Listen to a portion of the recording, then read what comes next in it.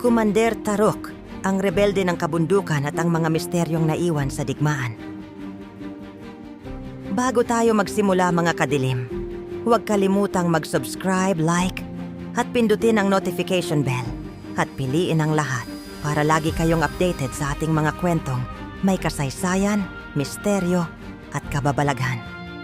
Dito lang sa Sindak sa Dilim PH, patayin ang ilaw, magsuot ng headset, at samahan ninyo akong balikan ang isa sa pinaka-kontrobersyal at kinatatakutang pangalan sa kasaysayan ng Pilipinas, si Commander Tarok.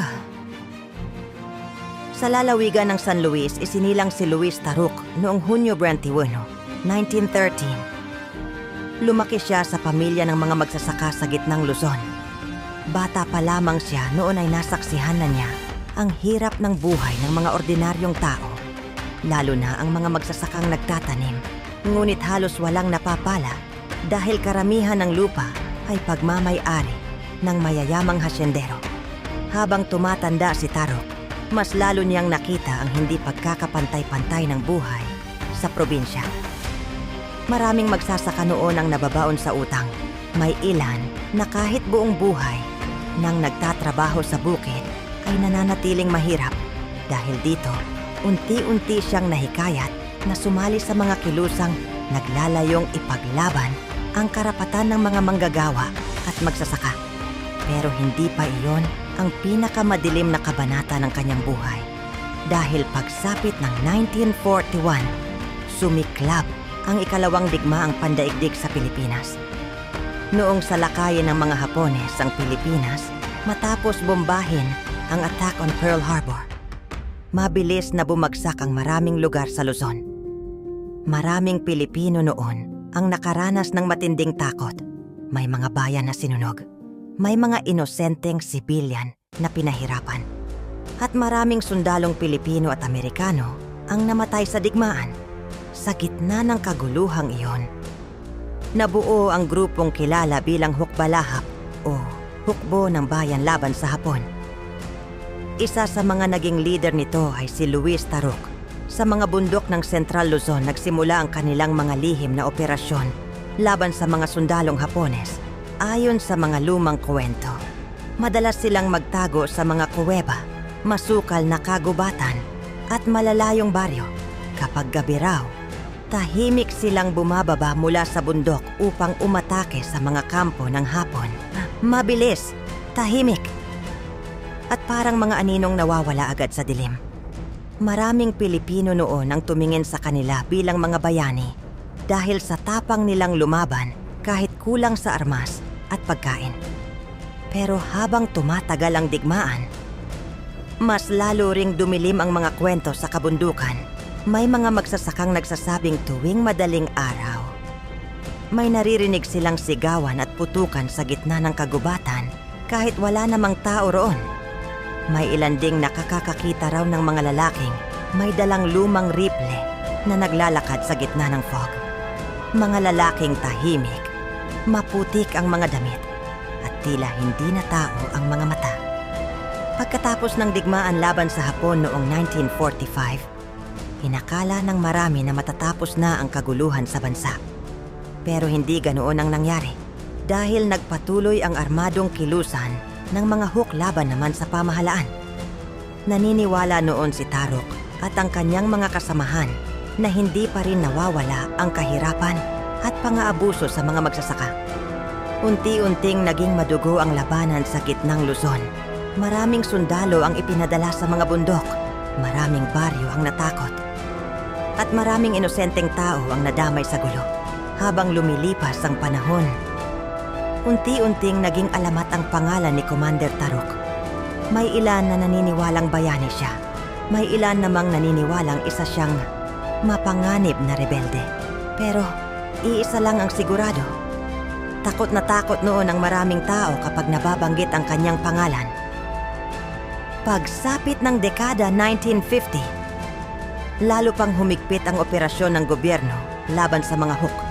At noong naging Pangulo si Ramon Magsaysay, sinimulan niya ang matinding kampanya upang tapusin ang armadong rebelyon sa bansa. Hindi lang puro puwersa militar ang ginawa niya, Nakipag-usap din siya sa mga rebelde at nangakong tutulungan silang makabalik sa normal na buhay kung sila ay susuko. Habang tumatagal, unti-unting humina ang grupo ni Taruk. Marami sa kanyang mga tauhan ang namatay, nahuli o sumuko.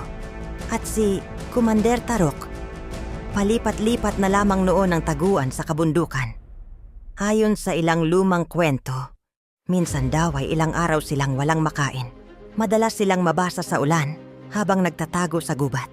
At gabi-gabi, takot silang matagpuan ng militar hanggang sa dumating ang Hunyo 1954. Isang balitang gumulat sa buong Pilipinas. Matapos ang mahabang taon ng pagtatago, sumuko si Luis Taruk sa pamahalaan. Isa sa tumulong noon sa pakikipag-usap sa kanya ay si Benigno Aquino Jr. na noon ay batang mamamahayag pa lamang at ng opisyal nang inanunsyo ang kanyang pagsuko. Maraming Pilipino ang naniwalang tuluyan nang matatapos ang madugong kabanata ng rebelyon sa gitnang Luzon. Pero ayon sa mga matatanda, may mga bagay raw na naiwan sa kabundukan. Mga alaala ng digmaan, mga sigaw ng mga namatay, at mga kaluluwang hindi raw matahimik hanggang ngayon. Mga alaala ng digmaan, mga sigaw ng mga namatay, at mga kaluluwang hindi raw matahimik hanggang ngayon.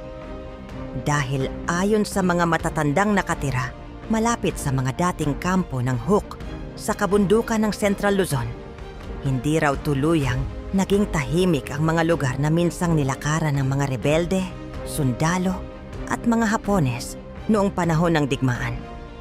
May mga magsasakang nagsasabing kapag sobrang kapal ng fog sa gabi, may nakikita silang mga anino ng armadong lalaki na naglalakad sa gitna ng maisan. Tahimik lang, walang imikan, at tila ba may hinahanap. Kapag tinawag mo raw, hindi sila lumilingon. Pero kapag sinubukan mong lapitan, unti-unti silang nawawala sa dilim. May mga truck driver din na bumabagtas noon sa mga bundok ng Pampanga at Nueva Ecija na nagsasabing may nagpapararaw na lalaking sugatan at nakasuot ng lumang uniforme.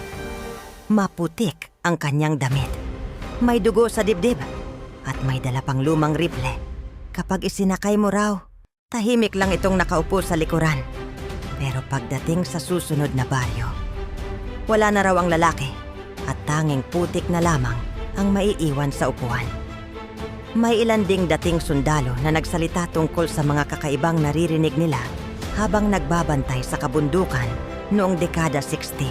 Ayon sa kanila, may mga gabi raw na parang may putukan sa malayo. May sumisigaw, may umiiyak, at may mga yabag ng mga taong tumatakbo sa gubat. Pero kapag hinanap na nila ang pinanggagalingan ng ingay, wala naman silang makitang tao. Parang inuulit lang daw ng bundok ang madugong nakaraan nito. At sa isang liblib na baryo, malapit sa paanan ng Mount Arayat, may isang kwento na hanggang ngayon ay ipinapasa-pasa pa rin ng matatanda. Kwento tungkol sa isang abandonadong kubo na minsang pinagtaguan daw ng grupo ni Commander Taruk.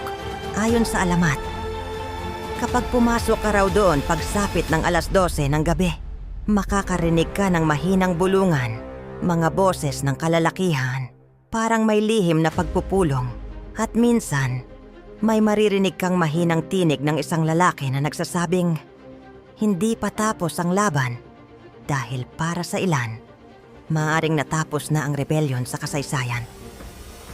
Pero sa kabundukan, may mga kaluluwang tila na iwan sa gitna ng digmaan at patuloy na naglalakad sa dilim hanggang ngayon.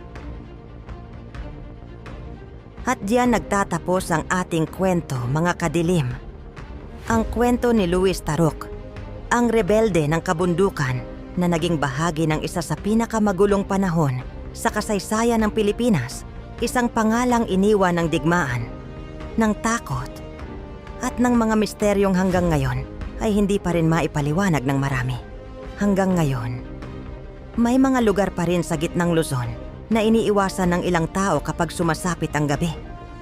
Dahil ayon sa matatanda, kapag makapal ang fog at tahimik ang kabundukan, parang bumabalik ang nakaraan. mga yabag ng armadong lalaki, mahihinang sigaw sa dilim, at mga aninong tila patuloy pa ring nakikipaglaban kahit matagal nang tapos ang digmaan. Maraming salamat sa panunood hanggang dulo, mga kadilim.